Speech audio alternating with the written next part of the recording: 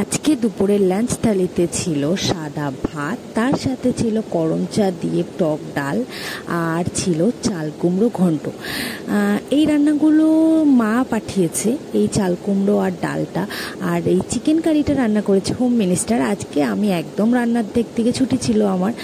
তো চিকেন কারির কালারটা যেমন সুন্দর হয়েছে, আর খেতেও সত্যি কথা বলতে এক কথায় অমায়িক রান্না করেছে হোম মিনিস্টার। আর আমি না মানে চিকেন বলো মাটন বলো, এই পেঁয়াজ রসুন দিয়ে এই ধরনের রান্নাগুলো আমার খুব একটা ভালো হয় না, সেটা হোম মিনিস্টারও খুব একটা ভালো লাগে না, পছন্দ হয় না।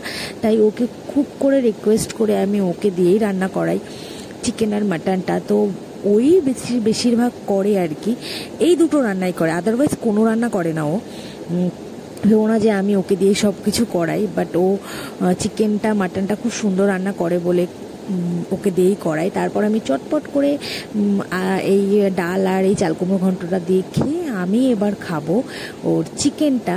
তো চিকেনটা যখন খাচ্ছিলাম তখন ও নিজেই আমাকে জিজ্ঞাসা করেছে যে কেমন খেলে, তো আমার মুখ থেকে শুনে নাও সেই ভিডিও মানে ইয়েটা। কেমন আছে রান্না?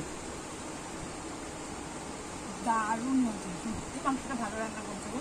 তুমি এত ভালো মাংস রান্না করতে পারো, তুমি তো দায়িত্ব নিতে পারো মাংস রান্না করার জন্য। রোজ তোমাকে রিকোয়েস্ট করে রান্না করাতে হয়, খুবই সুন্দর হয়েছে।